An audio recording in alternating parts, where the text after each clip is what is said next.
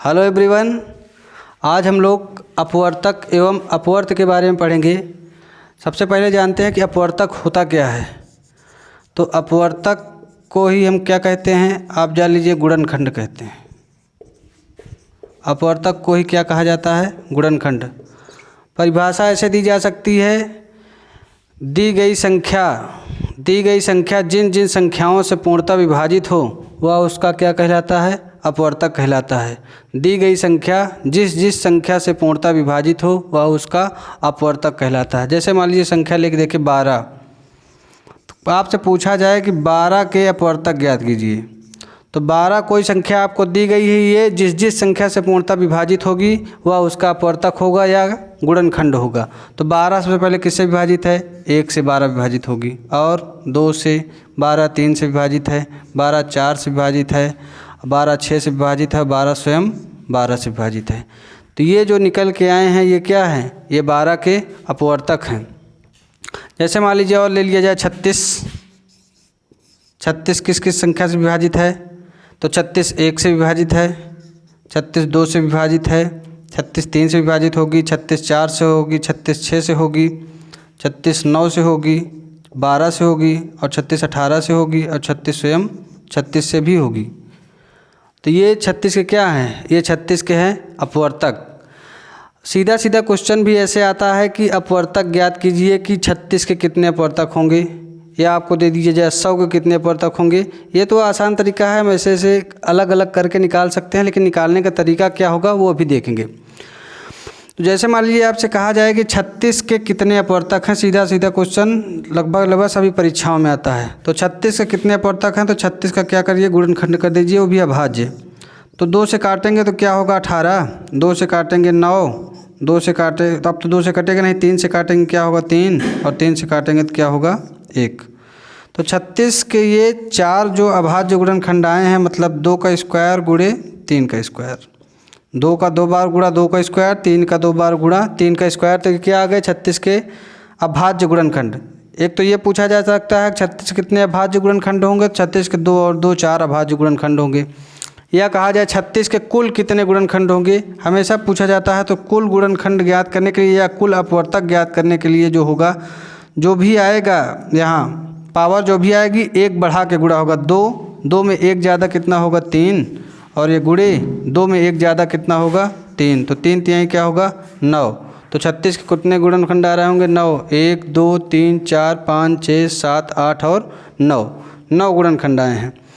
ऐसे पूछ लिया जाए कि 100 के कुल कितने गुणनखंड होंगे, तो ऐसे अलग अलग करके निकाल नहीं सकते हैं। अभाज्य गुणनखंड करिए, 2 से काटिए क्या होगा 50, 2 से काटिए 25, 5 से काटिए 5, 5 से काटिए 1, अभाज्य गुणनखंड करिए।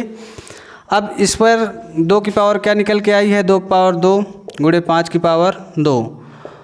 अब ये अभाज्य गुणनखंड निकल के आया है। आपको कुल गुणनखंड पूछ के रखा है, तो कुल गुणनखंड ज्ञात करने के लिए जो भी पावर आई है उसमें 1 ज़्यादा, 2 आई है 2 में 1 ज़्यादा 3, यहाँ पर भी 2 आई है 2 में 1 ज़्यादा क्या होगा 3। तो 100 के कुल कितने गुणनखंड हो गए, 3 तिहाई 9। 100 के कुल कितने गुणनखंड हो रहे होंगे, 3 तिहाई 9। ऐसे पूछा जाए कि आपको दे दिया जाए 120 के कुल कितने गुणनखंड होंगे, तो 120 के जो गुणनखंड हो रहे होंगे, मान लीजिए इसको मिटा दे रहे हैं कि 120 के पूछा जाए कुल कितने गुणनखंड होंगे, तो 120 का आप क्या करिए अभाज्य गुणनखंड निकालिए। आपको पता है कि लास्ट में इकाई का अंक 0 है, 2 से कटेगा जरूर, 2 से काटिए 60, 2 से काटिए 30, 2 से काटिए 15, अब 3 से कटेगा 5, और 5 से कटेगा 1, 2 से काटे 60, 2 से काटे 30, 2 से काटे 15, 3 5 15, 5 एकम 5। तो आपसे पूछा जाए 120 के कुल कितने गुणनखंड होंगे, तो 2 की पावर क्या निकल के आई है, 2 गुणे 2 गुणे 2, 2 3 बार निकल के आया है 3, 3 कितनी बार आया है, केवल 1 बार, 5 कितनी बार आया है 1 बार। पूछा जाए कि 120 के कुल कितने गुणनखंड हैं, तो कुल होंगे 3 में 1 ज़्यादा 4, 1 में 1 ज़्यादा 2, और 1 में 1 ज़्यादा 2, तो 4 दूनी 8, 8 दूनी 16। तो 120 के कुल कितने गुणनखंड हो रहे होंगे 16। यहाँ से ही अब पूछता है कि सम गुणनखंड कितने होंगे और विषम गुणनखंड कितने होंगे। 2 चीज़ें आपसे पूछेगा। सम गुणनखंड कितने होंगे और विषम गुणनखंड कितने होंगे। चीज़ें यहीं से निकलेंगी, चाहे सम पूछे, विषम पूछे या कुल पूछे। तो सबसे पहले आप देखिए विषम गुणनखंड अगर हमको ज्ञात करना हो तो क्या कर सकते हैं। तो जैसे विषम गुणनखंड आपको ज्ञात करना है, इसमें 120 था, 120 में आपको विषम गुणनखंड ज्ञात करना है। तो आप विषम में करिए क्या कि जो सम वाली जो पावर है उसको लेना नहीं होता है, जो विषम वाली पावर होगी वही लेंगे लेकिन एक बढ़ा के। तो विषम के कुल कितने गुणनखंड होंगे, एक में एक ज़्यादा 2 और गुणे 5 भी एक विषम गुणनखंड है, एक ज़्यादा क्या होगा 2। तो विषम गुणनखंड किसके 120 के कितने होंगे 4। आपसे पूछा जाता सम गुणनखंड कितने होंगे, तो सम गुणनखंड कितने हो रहे होंगे। सम में या तो आप करिए कुल 16 थे, 16 में से 4 अगर विषम हैं तो सम कितने होंगे 16। 16 में से 4 हैं, 16 कुल हैं, 4 विषम हैं, तो सम कितने हैं 12। या यहीं से आप सीधा बता सकते हैं, जब भी सम निकालना हो तो सम की पावर बढ़ाते नहीं हैं, सम की पावर जितनी है उतनी ही रखेंगे, 3 है 3 ही, बाकी विषम की पावर बढ़ा के रखेंगे 2 गुणे 2। तो 3 दूनी 6 दूनी 12। ये हो गया सम विषम सम गुणनखंडों की संख्या ज्ञात करना, विषम गुणनखंडों की संख्या ज्ञात करना। जैसे मान लीजिए 100 था, 100 में कुल गुणनखंडों की संख्या ज्ञात करनी थी तो कितनी आ रही थी 9। आपसे पूछा जाए कि 100 में कुल कितने विषम गुणनखंड हैं, तो 100 में कुल कितने विषम गुणनखंड हैं। आपको पता है 2 तो सम है, विषम क्या है 5, 5 की पावर क्या है 2, 5 की पावर क्या है 2 और 2 में एक ज़्यादा, तो 2 में एक ज़्यादा क्या होगा 3। तो 100 में कुल कितने विषम गुणनखंड होंगे 3। आपसे पूछा जाए 100 में कितने सम गुणनखंड होंगे, तो आपको पता है कि 9 कुल गुणनखंड थे, 3 अगर विषम हैं तो सम कितने बचे 6। या आप करिए क्या, सम निकाल रहे हैं तो सीधा सीधा ऐसे कर सकते हैं, तो जो सम की पावर होगी उसको तो ऐसे ही लिखना है, विषम की पावर 1 बढ़ा के 2 में एक होगा क्या होगा 3, तो 2 3 6, ऐसे भी कर सकते हैं। तो ये तो था कि किसी भी अगर संख्या दी गई हो तो उसमें हम बता सकते हैं कि कुल गुणनखंड कितने होंगे, सम गुणनखंड कितने होंगे और विषम गुणनखंड कितने होंगे। जैसे मान लीजिए एक और सवाल ले ले कि 100, मान लीजिए 200 ले लिए, 200 में आपसे पूछा जाए कुल कितने गुणनखंड होंगे, कुल सम कितने होंगे, विषम कितने होंगे। तो 2 से काटते ये तो हुआ 100, 2 से काटते ये हुआ 50, 2 से काटते हुआ 25, 5 से काटे 5 और 5 से काटे 1।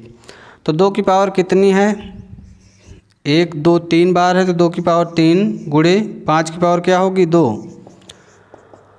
आपसे पूछा जाए अभाज्य गुणनखंड, इसमें सब कुछ बता सकते हैं। अभाज्य गुणनखंड कितने होंगे, तो अभाज्य 2 की, क्योंकि 2 अभाज्य संख्या है 2 की पावर 3 और 5 अभाज्य संख्या है 2 की पावर 5 पावर कितनी है 2। तो अभाज्य गुणनखंड कितने होंगे 3 और 2 5।